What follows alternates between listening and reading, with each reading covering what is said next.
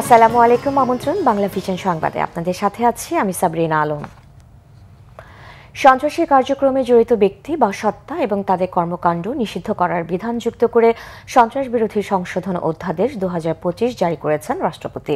এর আগে গতরাতে অধ্যাদেশটির খসড়ার নীতিগত চূড়ান্ত অনুমোদন দেয় উপদেষ্টা পরিষদ। রাষ্ট্রীয় অতিথি ভবন যমুনায় প্রধান উপদেষ্টা ডক্টর মোহাম্মদ ইউনূসের সভাপতিত্বে উপদেষ্টা পরিষদের বৈঠকে এ অনুমোদন দেওয়া হয়। বৈঠকের সারসংক্ষেপে বলা হয়, কতিপয় সন্ত্রাসী কার্যক্রম প্রতিরোধে কার্যকর শাস্তি নিশ্চিত করতে সন্ত্রাস বিরোধী আইন 2009 প্রণয়ন করা হয়। সে আইনে কোনো সত্তার কার্যক্রম নিষিদ্ধ করার বিষয়ে কোনো বিধান ছিল না। তাই সন্ত্রাস বিরোধী আইন 2009-কে সময়োপযোগী করে উক্ত আইনের অধিকতর সংশোধন সমীচীন ও প্রয়োজন।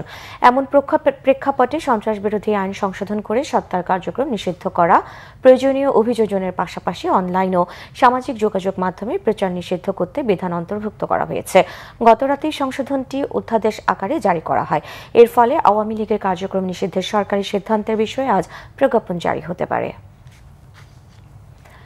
সুন্দরবনের নদীপথে বিএসএফ ও ভারতীয় নৌবাহিনীর পুশ ইন করা 75 জন বাংলাদেশি নাগরিক সহ 78 জনকে অবশেষে সাতক্ষীরার শ্যামনগর থানায় হস্তান্তর করেছে কোস্টগার্ড। রবিবার রাত 11টার দিকে তাদের হস্তান্তর করা হয়। এদের মধ্যে 75 জন বাংলাদেশি নাগরিককে উপজেলা মুক্তিযোদ্ধা কমপ্লেক্সে ও বাংলাদেশি বংশোদ্ভূত 3 ভারতীয়কে শ্যামনগর থানায় রাখা হয়েছে। রাতেই তাদের প্রয়োজনীয় প্রাথমিক চিকিৎসা ও খাবারের ব্যবস্থা করে উপজেলা প্রশাসন। কালীগঞ্জ সার্কেলের অতিরিক্ত পুলিশ সুপার মিথুন সরকার জানান, তাদের অধিকাংশের বাড়ি নড়াইল, খুলনা ও সাতক্ষীরার বিভিন্ন এলাকায়।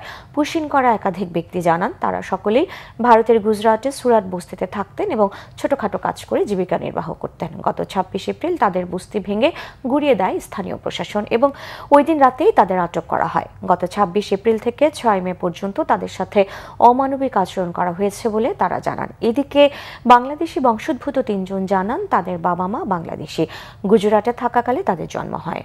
এই ছিল এখনকার মতো। পরের সংবাদ বেলা 12টায় দেখার আমন্ত্রণ রইল। এছাড়া বাংলা ভিশন সংবাদ ও সংবাদ সংশ্লিষ্ট অনুষ্ঠান দেখতে ভিজিট করুন www.tvnews24.com ও facebook.com/banglavisionnews এবং সাবস্ক্রাইব করুন youtube.com/banglavisionnews। ধন্যবাদ।